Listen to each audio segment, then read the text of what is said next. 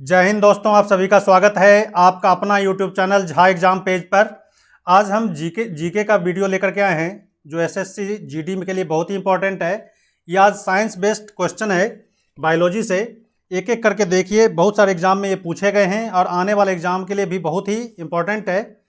तो आप इसको एक एक करके देखिए और मेरे साथ प्रैक्टिस कीजिए इसका, और इसका जवाब दीजिए। यदि आप नहीं जानते हैं तो यहाँ पर सीखिए आप इसको।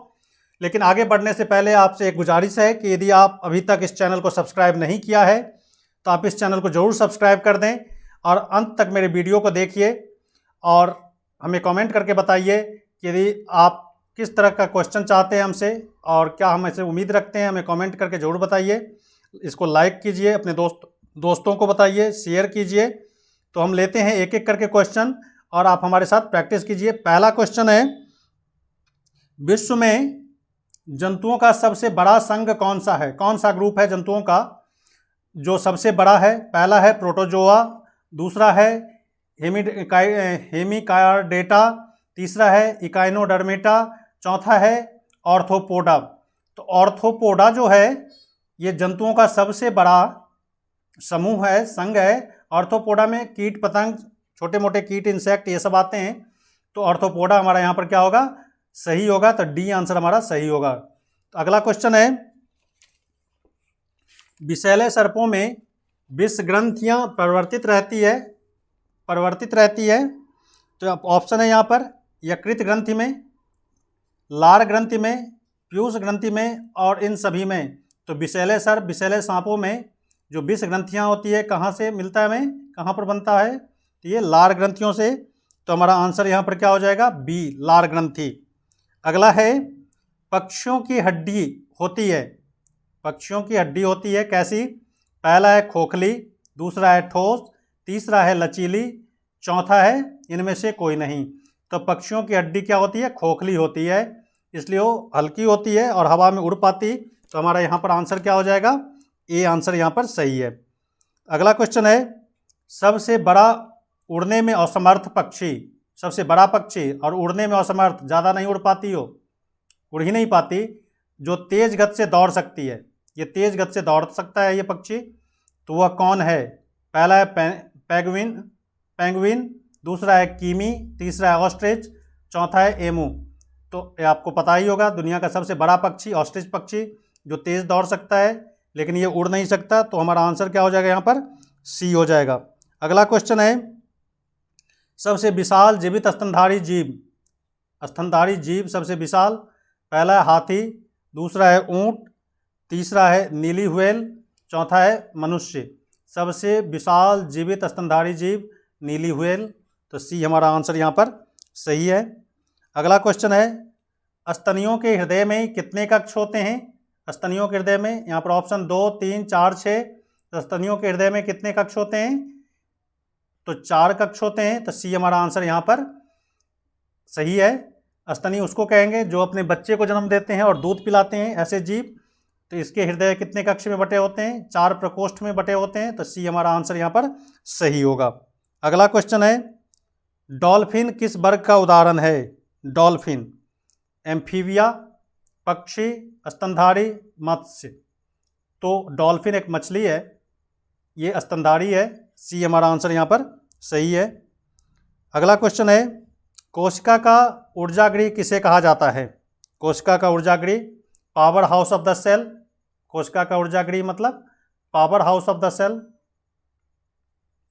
Power house of the cell ये किसे कहा जाता है? तो माइटोकॉन्ड्रिया को power house of the cell कहा जाता है। तो डी आंसर हमारा यहाँ पर सही होगा। अगला क्वेश्चन है, कोशिका में प्रोटीन निर्माण का सक्रिय स्थल है। प्रोटीन निर्माण कहाँ होता है? कोशिका के अंदर, सेल के अंदर। तो पहला है लाइसोसोम्स, राइबोसोम्स, तीसरा माइटोकॉन्ड्रिया, चौथा गोल्गी एपरेटस। तो कोशिका में प्रोटीन का निर्माण कहाँ होता है? राइबोसोम में। तो बी हमारा आंसर यहाँ पर सही होगा। तो बी के साथ यहाँ पर हम लोग चलेंगे। अगला क्वेश्चन है, निम्न में से कौन सा कोशिकांग सिर्फ पादप कोशिका में पाया जाता है? कौन सा सेल ऑर्गेनल्स कहाँ पर पाया जाता है? पादप कोशिका में। तो पहला है कोशिका भित्ति, यानी कहने का मतलब सेल वॉल, ये सेल वॉल है, सेल वॉल। फिर लवक है प्लास्टिड्स, ये यहाँ पर ये क्या है, प्लास्टेट्स। फिर तीसरा है रिक्तिका, चौथा ये सभी। तो देखो कोशिका भित्ति, लवक, ये दोनों तो पाए जाते हैं पादप कोशिका में। रिक्तिका पादप कोशिका में पाया जाता है, एक ही रिक्तिका होता है पादप कोशिका में, बड़ा सा। पादप कोशिका में एक बड़ा सा रिक्तिका होता है। जंतु कोशिका में रिक्तिका छोटे छोटे होते हैं लेकिन बहुत सारे होते हैं। यानी कहने का मतलब कि ये सभी पादप कोशिका में पाए जाते हैं। तो डी आंसर हमारा यहाँ पर सही होगा। कोशिका भित्ति भी पाया जाता है पादप कोशिका में। लवक मतलब प्लास्टेट्स, लवक को प्लास्टेट्स कहते हैं, एस प्लास्टेट्स, प्लास्टेट्स। तो ये भी पाया जाता है, रिक्तिका भी पाया जाता है, और ये सभी। यानी कहने का मतलब यहाँ पर आंसर हमारा क्या हो जाएगा, डी आंसर हमारा सही होगा। अगला क्वेश्चन है, कोशिका की आत्महत्या की थैली कहलाता है। कोशिका में कौन सा ऑर्गेनल आत्महत्या की थैली कहलाता है? तो यहाँ पर दिया हुआ है लाइसोसोम्स, राइसोसोम्स, न्यूक्लियोसोम्स, गोल्गी काई, गोल्गी अपरेटस। यानी कहने का मतलब तो यहाँ पर कौन सा आंसर होगा, लाइसोसोम्स। लाइसोसोम्स को इसको कहते हैं suicidal bag of the cell. तो ये लाइसोसोम्स है, आत्महत्या की थैली, सुसाइडियल बैग के नाम से भी जाना जाता है। तो ए आंसर हमारा यहाँ पर सही होगा। अगला क्वेश्चन कहता है, ग्रेगर मेंडल निम्न में से किसके प्रतिपादन के लिए प्रसिद्ध है? ग्रेगर मेंडल, पहला है कोशिका सिद्धांत, दूसरा है उत्परिवर्तन का सिद्धांत, तीसरा है आनुवंशिकता के नियम, तीसरा है उपार्जित लक्षणों की वंशागति। तो वंशगत, उपार्जित लक्षणों की वंशगति, ये हमारा चौथा ऑप्शन है। तो ग्रेगर मेंडल को आनुवंशिकता के लिए जाना जाता है। मटर के पौधों पर इसने बहुत सारा एक्सपेरिमेंट किया था। तो हमारा आंसर क्या हो जाएगा यहाँ पर, सी आंसर यहाँ पर सही हो जाएगा। अगला क्वेश्चन है, मनुष्य में कौन से क्रोमोसोम के मिलने से पुत्र का जन्म होता है? पुत्र का जन्म, तो पुरुष का एक्स और स्त्री का एक्स, पुरुष का एक्स स्त्री का वाई, और पुरुष का वाई स्त्री का वाई, पुरुष का वाई स्त्री का एक्स। तो पुरुष में एक्स वाई गुणसूत्र होते हैं। ये पुरुष में कौन सा गुणसूत्र होते हैं, क्रोमोसोम्स, एक्स वाई, और वोमेन में एक्स एक्स। तो इसका वाई और इसका एक्स, ये दोनों मिल करके क्या बनाता है, एक्स वाई। तो पुत्र का जन्म होता है, यानी पुरुष का वाई आया और स्त्री का क्या आया, एक्स। तो पुरुष का वाई, स्त्री का एक्स। तो हमारा आंसर कौन सा हो गया, डी आंसर हमारा यहाँ पर सही है। अगला क्वेश्चन है, जीन का सर्वप्रथम कृत्रिम संश्लेषण किसने किया? जीन का सर्वप्रथम आर्टिफिशियल संश्लेषण किसने किया था? तो पहला ऑप्शन है जेसी बोस, दूसरा है रॉबर्ट हुक, तीसरा है एच.जी. खुराना, चौथा है वॉटसन। तो हमारा आंसर यहाँ पर एच.जी. खुराना। तो सी आंसर हमारा यहाँ पर सही होगा। अगला क्वेश्चन है, प्राकृतिक चयन, प्राकृतिक चयन का सिद्धांत किसने दिया था? तो यहाँ पर ऑप्शन दिया हुआ है ह्यूगो डी ब्रीज, लेमार्क, अरस्तु और चार्ल्स डार्विन। तो प्रकृति का चयन किसका है, चार्ल्स डार्विन का सिद्धांत है। तो डी आंसर हमारा यहाँ पर सही होगा। अगला क्वेश्चन है, निम्नलिखित में से कौन सा उत्तक घाव भरने में सहायक होता है? निम्नलिखित में से कौन सा उत्तक घाव भरने में सहायक होता है? तो पहला ऑप्शन है एपिथीलियम, दूसरा है पेशीय उत्तक, तीसरा है तंत्रिकीय उत्तक, चौथा है ये सभी। एपिथीलियम उत्तक यानी ये त्वचा वाला, स्किन वाला जो उत्तक होता है, एपिथीलियम उत्तक के नाम से जानते हैं उसे। तो ये हमारा आंसर होगा। तो ये आंसर हमारा सही है।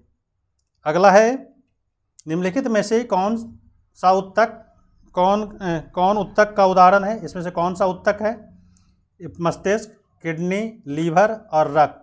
तो इसमें से कौन सा क्या है, उत्तक है?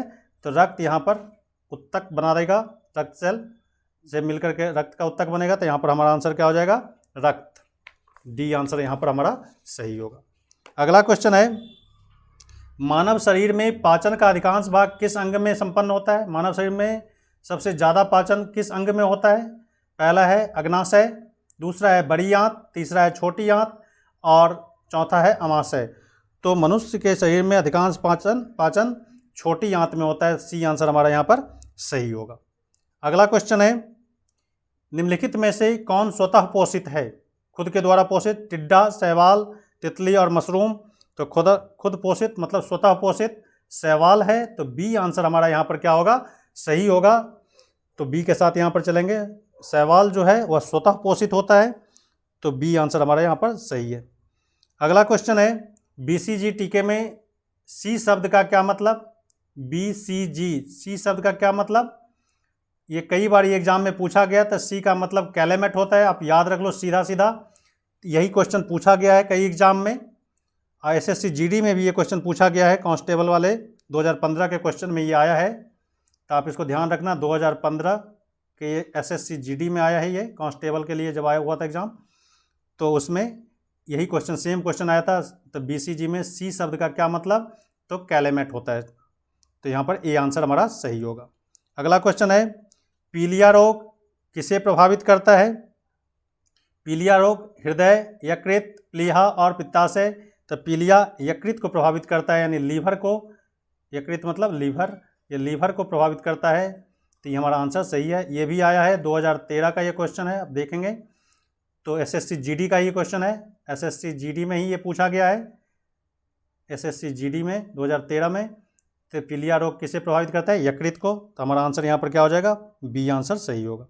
अगला क्वेश्चन, इटाई इटाई रोग इसके द्वारा होने वाली विषाक्तता के कारण होता है, किसके डिटॉक्सिफाइंग के कारण होता है, तो मरकरी, आर्सेनिक, कैडमियम और एस्बेस्टस। तो इटाई इटाई रोग कैडमियम की वजह से होता है, तो ये आंसर हमारा यहाँ पर क्या होगा, सही होगा, तो सी आंसर हमारा सही है। ये भी क्वेश्चन पूछा गया है, यदि आप पीछे चलें तो 2012 में ये क्वेश्चन पूछा गया, SSC GD सारा वही क्वेश्चन है। मैंने पहले ही बताया है कि ये कई एग्जाम में पूछे गए क्वेश्चन है, SSC GD में 2012 में पूछा हुआ ये क्वेश्चन है। इटाई इटाई रोग किसके द्वारा होने वाली विषाक्तता के कारण होता है, तो कैडमियम, याद रखना है।